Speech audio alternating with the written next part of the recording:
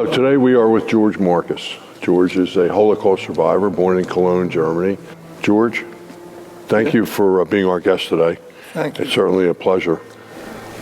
As I said earlier, you were born in Cologne, Germany. I was born during the Nuremberg laws where the repression started against the Jewish people. Students couldn't finish high school. Students couldn't get jobs. Lawyers, doctors, judges couldn't work. Everything was against them.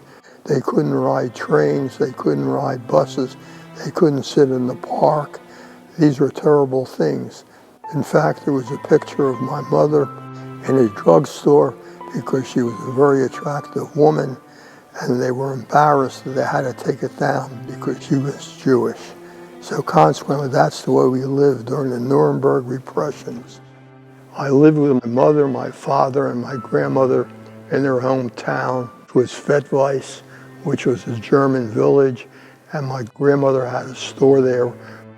My father couldn't work as a weaver, for which he was trained, and my mother couldn't finish her education as a pharmacist because those were the laws that happened.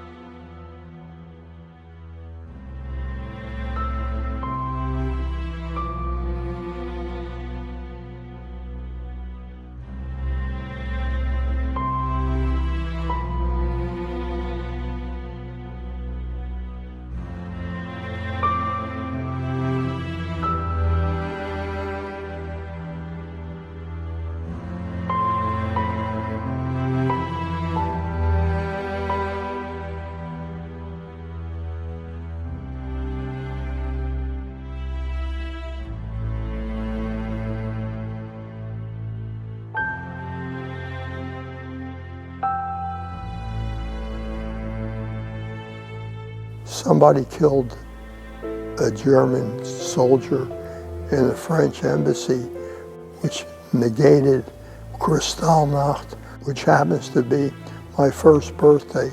So to this day, I'm reminded of the Holocaust every birthday, every year.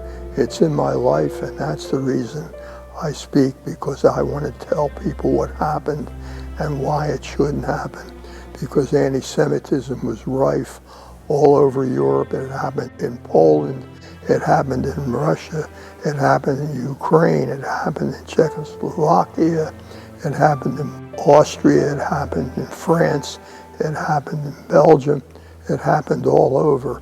And this is the way the Holocaust started and what happened. My father was arrested on Kristallnacht with 30,000 other Jewish men, where 90 men were killed, and they were treated like slaves.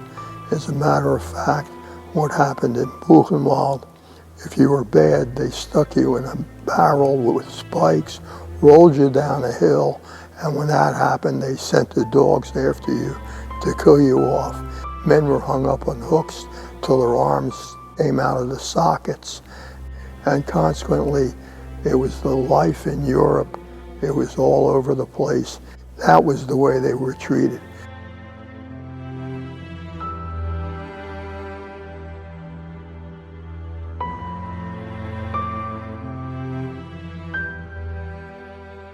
My father was working with HAMEC, and they asked permission to leave, and when his exit visa from Buchenwald came, the Nuremberg repression started in 1933, and this was already 1937, and my father's visa came, and we left in February of 39, and then war broke out in September of 39, and that's when the war happened.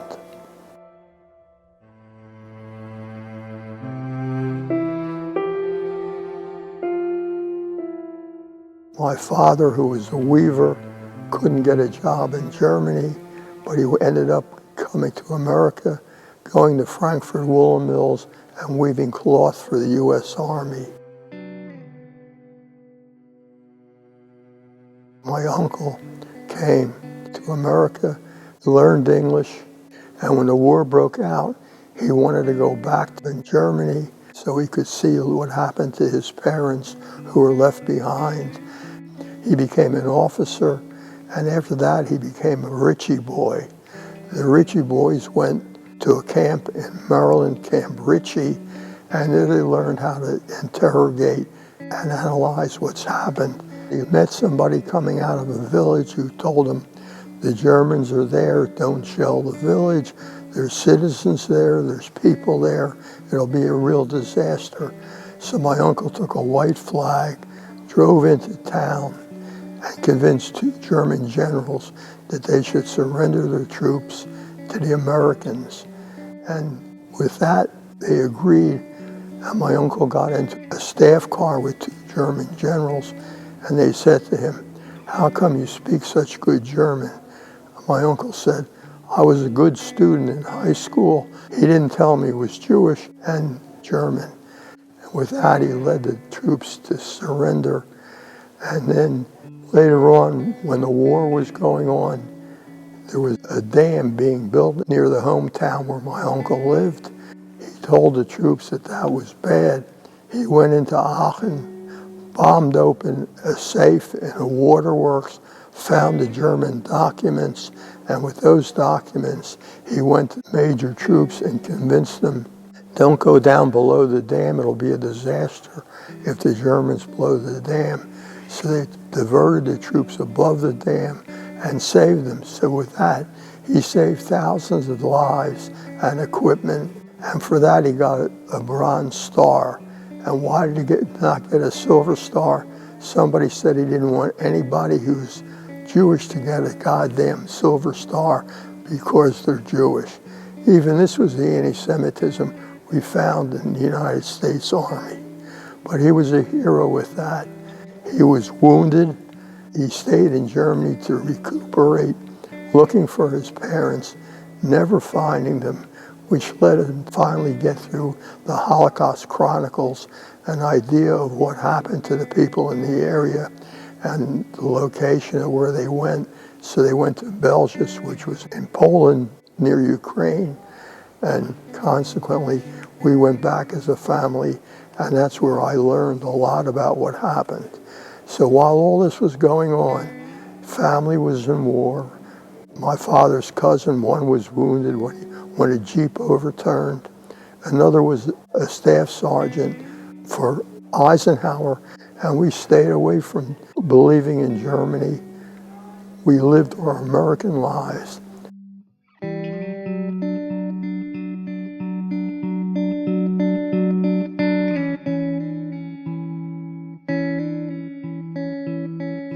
And it gives me great pleasure to talk to students and tell some of them what really happened. And what really happened is hard to believe. And believe me, they pick up on the fact that I took stones from the death camp and buried them in my mother's grave, because that was as close as she could come to finding out what happened to her parents. I speak to adults, I speak to synagogues. Why? Because the American way of life is good, even though we have a lot of faults. In Germany, they spend a lot of time speaking about the Holocaust. They're sending people over here to teach the students, and they're doing everything they can.